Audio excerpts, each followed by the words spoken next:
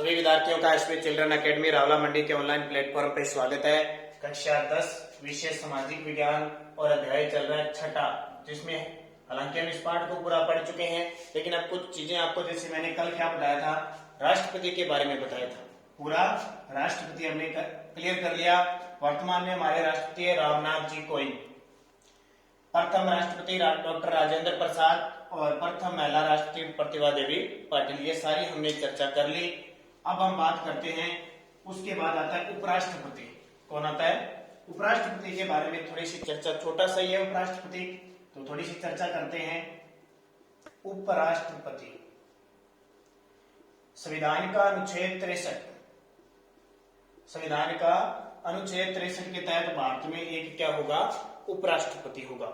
और उपराष्ट्रपति बनने के लिए योग्यता देखो, भारत का नागरिक होना चाहिए और 35 वर्ष आयु होनी चाहिए। राष्ट्रपति की भी कितनी होती है? 35, और उपराष्ट्रपति की भी कितनी होगी? 35 वर्ष।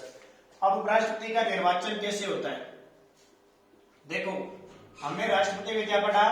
लोकसभा, राज्यसभा, विधानसभा और केंद्र शासित प्रदेशों की विधानसभा के निर्वाचित सदस्य, ये पढ़ा था ना। लेकिन इस उपराष्ट्रपति का निर्वाचन होता है लोकसभा व राज्यसभा के सभी सदस्यों द्वारा, लोकसभा और राज्यसभा के सभी सदस्यों द्वारा। जैसे हमने राष्ट्रपति में क्या पढ़ा था, आपको पता होगा, निर्वाचित सदस्य। निर्वाचित का मतलब लोकसभा में जी टोटल सीटें कितनी बताई थी आपको? 545 बताई थी ना। उसमें से 543 तो क्या होते थे? निर्वाचित, और 2 क्या होते थे? मनोनीत होते थे ना। मनोनीत याद है आपको? तो वो मनोनीत सदस्य भाग नहीं लेते राष्ट्रपति में। तो और राज्यसभा में कितने बताए थे? राज्यसभा में आपको बताए 245, जिसमें से 233 तो चुने जाते थे, निर्वाचित होते थे, और 12 सदस्य क्या होते थे? मनोनीत। तो वो भी नहीं भाग लेते थे राष्ट्रपति के अंदर। तो लेकिन यहाँ लोकसभा के सारे 545 के 545 और राज्यसभा के 245, यानी निर्वाचित प्लस मनोनीत दोनों सदस्य ही उपराष्ट्रपति के चुनाव में भाग लेते हैं। इसलिए लिखा है ना, लोकसभा व राज्यसभा के सभी सदस्य। और वहां क्या आएगा? राष्ट्रपति में लोकसभा, राज्यसभा और विधानसभाओं के निर्वाचित सदस्य, ये सदस्य भाग नहीं लेते। तो वहां कंफ्यूज में तो है ना, इस तरह की चीजें लिखोगे ना तो नंबर बनेंगे ऐसे, 90 प्लस नंबर नहीं बनेंगे सीधा तुक्के से। तो लोकसभा और राज्यसभा के सभी सदस्यों द्वारा निर्वाचित होता है। अब राष्ट्रपति के कार्य क्या है? देखो, राष्ट्रपति का एक तो कार्य राज्यसभा का पदेन सभापति होता है। राज्यसभा का पदेन सभापति होता है। राज्यसभा पढ़ाई थी ना कि राज्यसभा का पदाधिकारी होता है, उसको सभापति कहते हैं, और उसका पदेन सभापति कौन होता है? उपराष्ट्रपति होता है। एक नंबर। दूसरा, राष्ट्रपति का पद खाली होने पर, राष्ट्रपति का पद खाली होने पर 6 माह तक कार्यवाहक राष्ट्रपति रहता है। कार्यवाहक राष्ट्रपति बनता है। 2 ही काम है उपराष्ट्रपति के, एक तो राज्यसभा का पदेन सभापति होता है, दूसरा राष्ट्रपति का पद खाली होने पर 6 माह तक कार्यवाहक राष्ट्रपति रहता है। ठीक है। अब 6 माह तक ही क्यों रहता है? क्योंकि 6 महीने बाद राष्ट्रपति के चुनाव करवाने जरूरी हो जाते हैं। ठीक है। तो थोड़ी सी बात आपकी किताब में लिखी हुई है, ज्यादा नहीं लिखी हुई, तो ज्यादा बताने की भी आपको जरूरत नहीं है। अब देखिए, बात आ जाती है, क्योंकि एग्जामिनर को कुछ नई चीज मिलेगी तो वो आपसे प्रभावित होगा। और नई चीज ये कि हमारे वर्तमान के उपराष्ट्रपति कौन है? वर्तमान में देश के उपराष्ट्रपति, वर्तमान में देश के उपराष्ट्रपति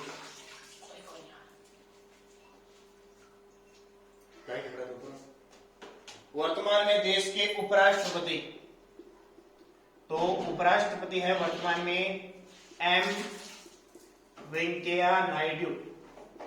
एम वेंकैया नायडू हमारे देश के वर्तमान उपराष्ट्रपति हैं। हमारे देश के प्रथम उपराष्ट्रपति बहुत इंपॉर्टेंट है भी आपके लिए, मेरे लिए, सबके लिए, शिक्षा जगत के लिए। प्रथम उपराष्ट्रपति डॉक्टर सर्वपल्ली राधाकृष्णन। डॉक्टर सर्वपल्ली राधाकृष्णन हमारे देश के प्रथम राष्ट्रपति थे। क्यों इंपॉर्टेंट है? क्योंकि 5 सितंबर को इनका जन्म दिवस होता है। किसका? डॉक्टर सर्वपल्ली राधाकृष्णन का। और इसी 5 दिवस को हम क्या बनाते हैं? शिक्षक दिवस बनाते हैं। क्या बनाते हैं? शिक्षक दिवस। अब आप कहोगे सर आपका दिवस तो आ गया शिक्षक दिवस, हमारा दिवस कब आएगा? तो ध्यान रखना 15 अक्टूबर, अभी गई है ना 15 अक्टूबर। 15 अक्टूबर को विद्यार्थी दिवस मनाया जाता है। याद रखना, दोनों बता देता हूं, आप भी नाराज मत होना। शिक्षक दिवस तो कब मनाया जाता है? 5 सितंबर को, ठीक है। और विद्यार्थी दिवस कब मनाया जाता है? 15 अक्टूबर को। तो सर्वपल्ली राधाकृष्णन ध्यान रखना 5 सितंबर। और अब वर्तमान में एम वेंकैया नायडू, याद रह जाएगी, ये हो गया उपराष्ट्रपति।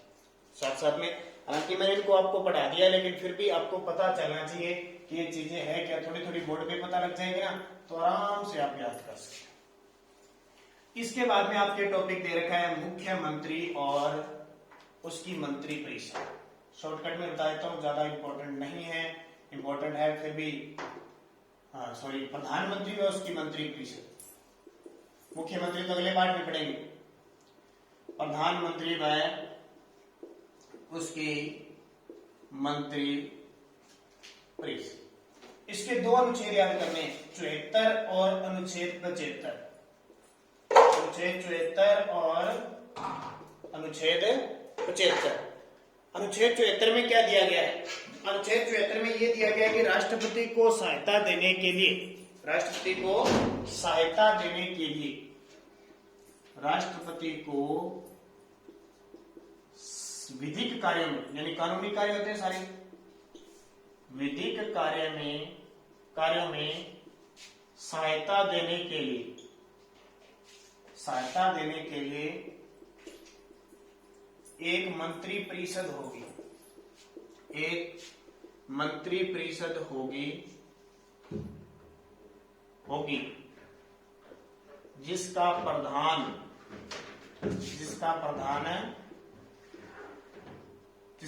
कौन होगा? प्रधानमंत्री होगा। जिसका प्रधान कौन होगा? प्रधानमंत्री। क्या कहा है इसमें? अनुच्छेद 74 याद कर लेना।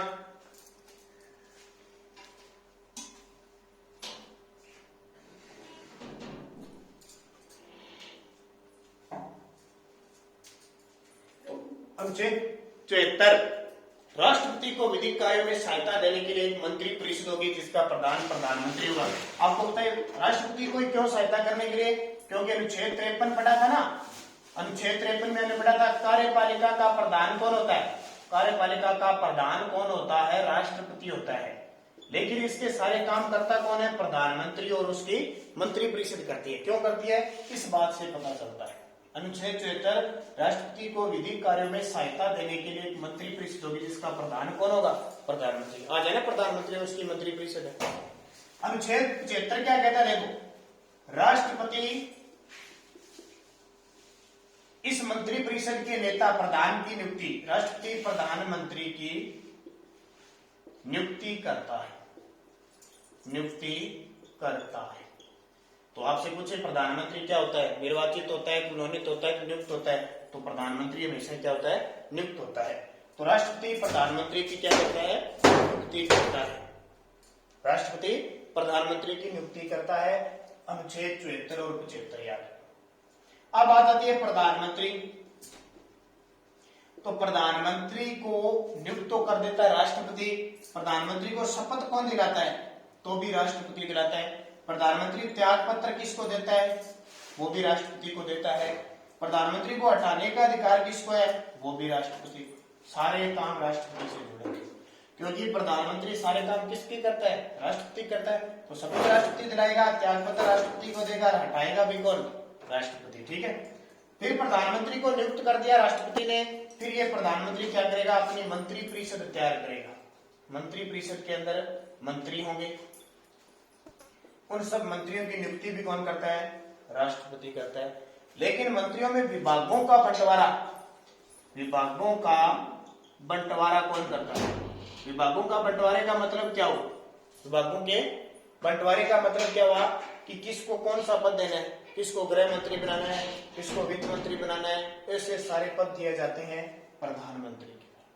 प्रधानमंत्री मंत्रिपरिषद और राष्ट्रपति के बीच, आपसे पूछे मंत्रिपरिषद और राष्ट्रपति के बीच कड़ी का काम, जोड़ने का काम कौन करता है, तो प्रधानमंत्री करता है। तो ये आपकी क्या जो होगी, प्रधानमंत्री।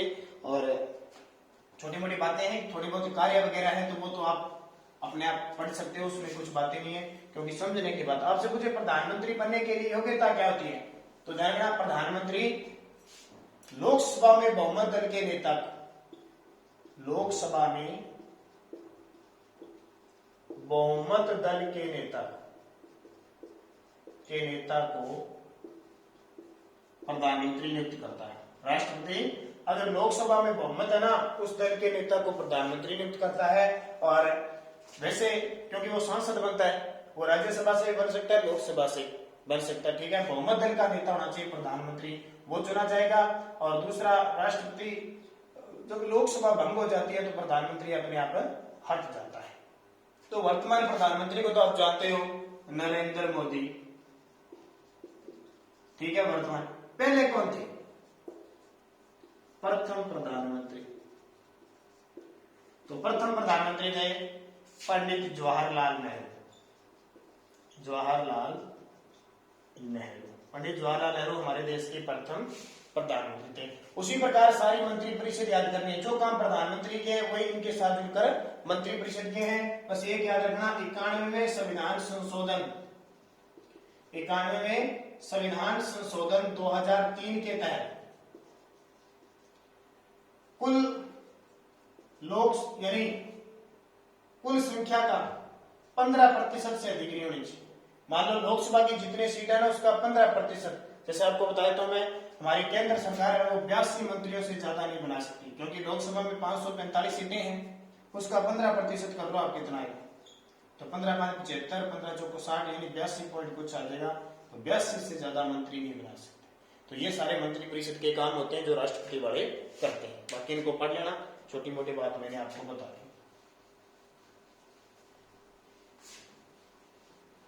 अब आता है थोड़ी सी चर्चा और कर लेता हूं उच्चतम न्यायालय की। उच्चतम न्यायालय, उच्चतम न्यायालय, अब ध्यान रखना कंफ्यूजिंग यहां हो जाएगी। उच्चतम न्यायालय इसी को कहते हैं सर्वोच्च न्यायालय, इसी को क्या कहते हैं, सर्वोच्च न्यायालय, और इसी को कहते हैं सुप्रीम कोर्ट। एक तो तीनों नाम याद कर लो, उच्चतम न्यायालय, सर्वोच्च न्यायालय, सुप्रीम कोर्ट, तीनों एक ही नाम है, कोई भी नाम ले लो, अलग अलग नाम है। इसको सुप्रीम कोर्ट तो अंग्रेजों के टाइम कहते थे, सुप्रीम कोर्ट अंग्रेजों के टाइम कहते थे, फिर ये उच्चतम हो गया, फिर सर्वोच्च हो गया। तो क्या मुझे कंफ्यूज रह जाता है कि, क्योंकि यही कंफ्यूज हो गए। मान लो ये 7 नंबर का क्वेश्चन आया और तीनों उल्टे सीधे यही लिखने लगे, चाहे आप ये लिखो, चाहे आप ये लिखो, चाहे आप ये लिखो, कोई भी लिखो आपको अच्छा लगे, तीनों एक ही चीज है, ठीक है। उच्चतम न्यायालय देश का सबसे बड़ा न्यायालय, देश का सबसे बड़ा न्यायालय कौन सा है, उच्चतम न्यायालय। मुख्यालय कहां पे इसका, दिल्ली में, नई दिल्ली में। हमारे देश में है कितने, हमारे देश में एक ही है, वो दिल्ली में है। उच्चतम न्यायालय का मतलब देखो, राज्यों के अंदर क्या होता है, राज्यों के अंदर होता है उच्च न्यायालय, राज्यों के अंदर। लेकिन आपने नाम कम सुना है, आपने इसका नाम क्या सुना है, हाई कोर्ट। अंग्रेजी में क्या कहते हैं, हाई कोर्ट, यानी उच्च। सुप्रीम कोर्ट यानी उच्चतम। अब देखो, उच्च न्यायालय होते हैं राज्यों में, ठीक है, राज्यों में उच्च होंगे तो इससे ऊपर क्या होगा, उच्चतम होगा ना अपने आप। अगर यहां फैसला नहीं होता तो यहां जाके होगा ही होगा। फिर हाई कोर्ट, हाई का होता है सुप्रीम, ये हाई, इससे भी सुप्रीम, उससे भी बड़ा। तो उच्च या हाई कोर्ट, उच्चतम, सर्वोच्च। सर्वोच्च न्यायालय का मतलब सर्वोच्च है, यहाँ जो न्याय हो गया चाहे कैसा भी हो, और ये न्याय सही करता है, अंतिम न्यायालय, अंतिम अपीलीय न्यायालय है हमारा ध्यान। अब इसके काम क्या है, एक तो इसके एकमेव क्षेत्राधिकार, एकमेव क्षेत्राधिकार। इसका मतलब क्या हुआ कि इसके पास ये अधिकार है और किसी के पास, मान लो राजस्थान और पंजाब के बीच कोई सीमा विवाद हो गया, तो न तो इधर वाला कुछ करेगा हाईकोर्ट, न करेगा इधर वाला, ये मामला कहां जाएगा? उच्चतम न्यायालय में। एक में भी हो गया और कहीं नहीं जाता। जैसे राजस्थान हरियाणा के साथ कोई नदी का विवाद हो गया, नदी का पानी को लेकर, तो भी मामला कहां जाएगा? उच्चतम न्यायालय। तो बड़े बड़े जो मामले है ना, 2 या 2 से अधिक बड़े मामले, वो सारे उच्चतम न्यायालय में। फिर कुछ मामले होते हैं अपीलीय क्षेत्राधिकार। ये अपीलीय क्या होता है? अपीलीय का मतलब है कि उच्चतम न्यायालय, उच्च न्यायालय से कोई मामला नहीं सेट बैठ रहा है तो उसकी अपील कहां कर सकते हैं? उच्चतम न्यायालय। ठीक है, तो इन दोनों में समानता पूछी ना, दोनों में समानता क्या है? क्वेश्चन एबीसीडी में भी आया था आपके वस्तुनिष्ठ में कि दोनों मौलिक अधिकार पर कानून बना सकते हैं। मौलिक अधिकार पर, क्योंकि हमारे देश के मौलिक अधिकार नागरिकों को मिले, इस पर चाहे उच्च न्यायालय हो चाहे सर्वोच्च न्यायालय, कोई भी अधिकार बना सकता है। पहले तो क्या होता था, उच्च न्यायालय में 20,000 रुपए के ऊपर कोई मामले आते थे, अब 1 रुपए का मामला है तो भी सर्वोच्च न्यायालय में जाया जा सकता है। दूसरा, एक अनुच्छेद 143, राष्ट्रपति उच्चतम न्यायालय से सलाह मांग सकता है। राष्ट्रपति उच्चतम न्यायालय से सलाह मांग सकता है, अब उच्चतम न्यायालय दे न दे। इसके बाद, और जब इसका गठन हुआ था तो इसमें 8 न्यायाधीश थे। कितने? 8, 7 सदस्य और 1 मुख्य न्यायाधीश। वर्तमान में बढ़कर कितने हो गए? 30 न्यायाधीश और 1 मुख्य न्यायाधीश, 31, और अब और बढ़ा दिए 33 मुख्य न्यायाधीश और 33 न्यायाधीश और 1 मुख्य न्यायाधीश। ठीक है, ये सारी आपकी क्या होगी? मोटी मोटी बात उच्चतम न्यायालय की होगी। अगला पाठ हमारा आएगा राज्य सरकार, उसको पहले सीधा पढ़ेंगे, फिर आपको बोर्ड पे बताएंगे। मैं मानता हूं आपको ये चीजें समझ में आ गई होगी। अब थोड़ा देख लो उच्चतम न्यायालय।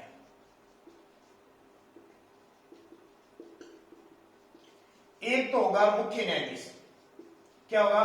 मुख्य न्यायाधीश, न्यायाधीश, चीफ जस्टिस जिसको कहते हैं, और प्लस अन्य सदस्य होंगे, अन्य न्यायाधीश।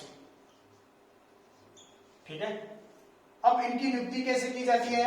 या तो 10 वर्ष तक ये 10 वर्ष तक एडवोकेट बने हो, वकालत किए हो, वकालत या एडवोकेट जिसको कहते हैं, एडवोकेट वकील बने हो 10 साल तक किसी न्यायालय में, या फिर 5 वर्ष तक न्यायाधीश के पद पर रह रहे हो लगातार 5 वर्ष तक न्यायाधीश का पद हो इनके पास, या राष्ट्रपति के समक्ष कानून के ज्ञाता हो, के समक्ष कानून का ज्ञाता हो, उसे सर्वोच्च न्यायालय का मुख्य न्यायाधीश बनाया जाता है। 10 वर्ष तक वकालत कर रहा हो लगातार, या एडवोकेट का हो, या 5 वर्ष का न्यायाधीश, 5 वर्ष लगातार न्यायाधीश के पद पर रहता हो, या राष्ट्रपति के समक्ष कानून का ज्ञाता हो, उसे उच्चतम न्यायालय का मुख्य न्यायाधीश बनाया जा सकता है। अब देखिए बात आती है वर्तमान में मुख्य न्यायाधीश कौन है? ये याद रखना इंपॉर्टेंट है भाई। वर्तमान में उच्चतम न्यायालय के मुख्य न्यायाधीश है अरविंद शरद बोबड़े। अरविंद शरद बोबड़े, याद रखना हमारे देश के 47वें मुख्य न्यायाधीश है। कौन? अरविंद शरद बोबड़े। और प्रथम मुख्य न्यायाधीश पूछिए, प्रथम मुख्य न्यायाधीश तो वो थे हीरालाल जे कानिया।